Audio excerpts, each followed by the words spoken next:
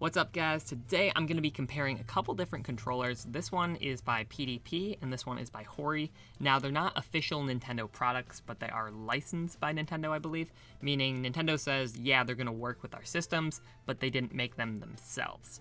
So they're only about $20 a piece. So if you are on a budget, you don't want to be shelling out $70 or whatever for a Pro controller, or you can't find the GameCube and GameCube adapters in stock, but you still want to have a GameCube style controller, this is probably for you. Now, this video is not sponsored in any way. They're not paying me to say anything about these controllers. I just wanted to put out a comparison video for you guys, because I know a lot of YouTubers just say, oh, just get a Pro controller, or just get a GameCube controller and adapter, and they're hard to find and pretty expensive, and I know a lot of people new to the scene maybe don't have the money to spend on all of these controllers, so these are controllers on a budget if you want to still get a GameCube style controller. These are probably your best bets without having to get an adapter.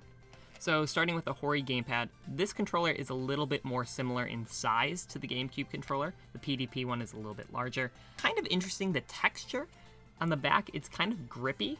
Not sandpaper-like feel, but it's definitely textured. It's both on the back and front, but the back is see-through. I mean, it doesn't really affect grip that much, because, you're not going to be dropping your controller when you're playing. But it is just sort of an interesting texture. I'm not against it or for it. It's just kind of there. It's also a more similar weight to the GameCube controller. I would argue it's a little bit lighter. I don't know the exact gram differences, but it feels slightly lighter. One thing to note, obviously, is it has the L and ZL buttons and then the R and ZR, so it's got 2 extra buttons.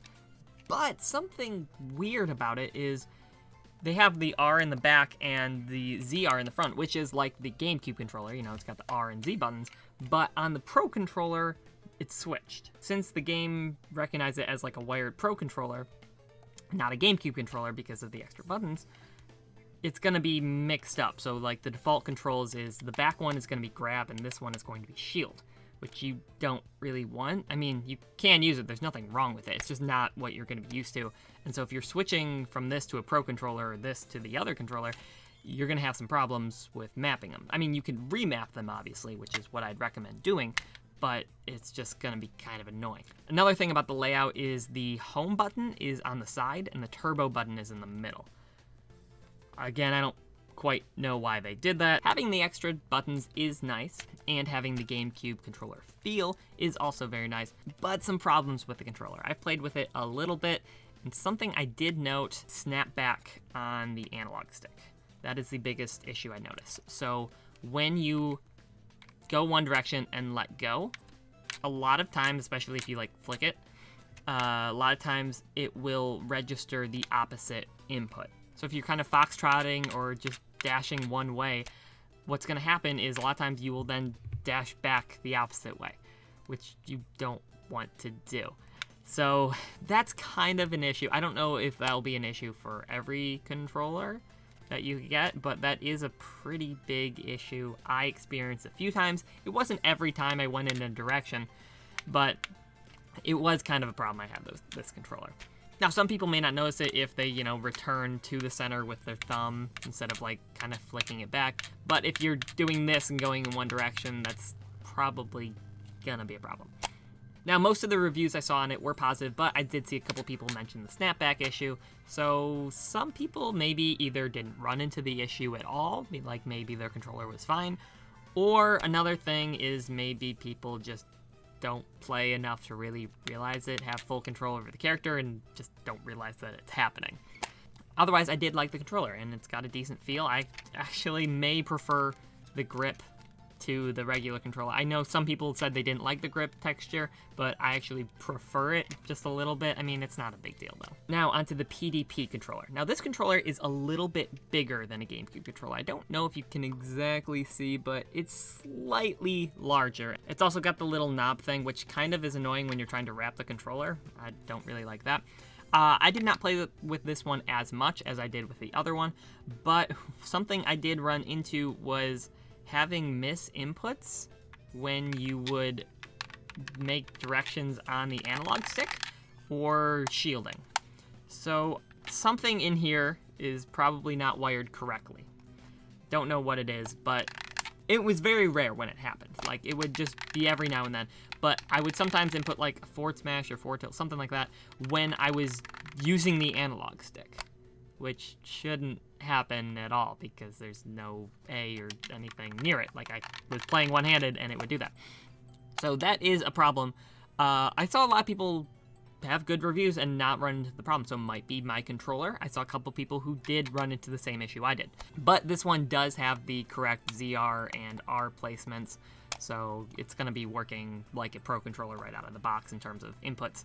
Layout-wise, this one is better than the other controller, and I like the look of it. I mean, it's very sleek. It's got the Pikachu on it, and the reason I got these controllers is because they had the Pikachu on them. They didn't have a Kirby one, so... Another cool little feature about this one is you can replace the C-stick. You can take it off and put on an analog stick, like the style. Get on there. Come on. Oh, there we go. Okay, you can also put on the analog stick on here if you prefer that. I mean, I don't know.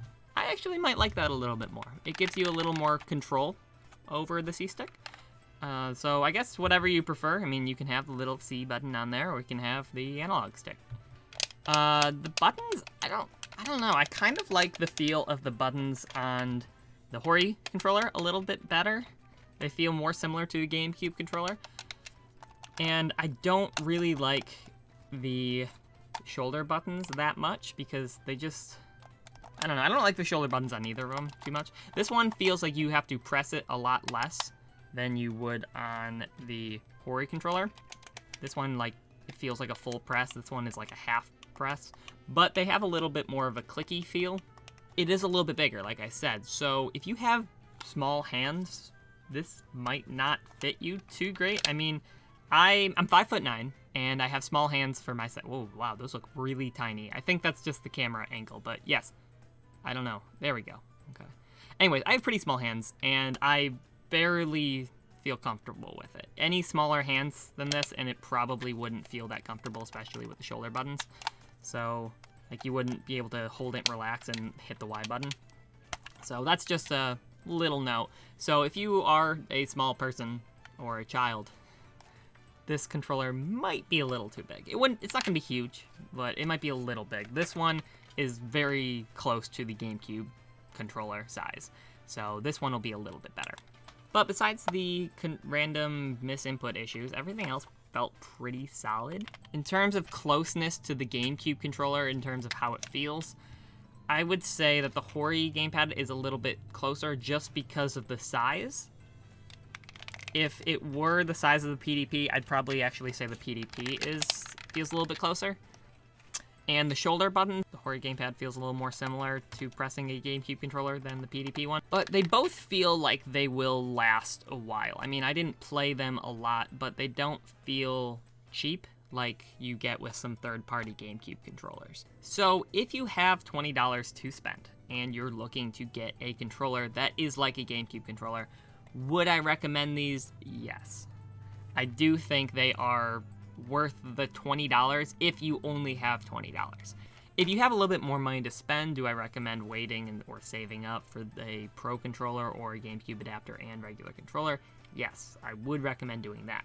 Would I recommend going to tournaments with these controllers? No, I wouldn't, because you're going to have misinputs and you never want to blame your controller for a loss. So which one would I recommend overall? I mean, it's pretty close.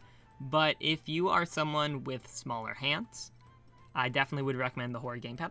But if you're someone who has normal-sized hands for your size, the PDP controller might be for you.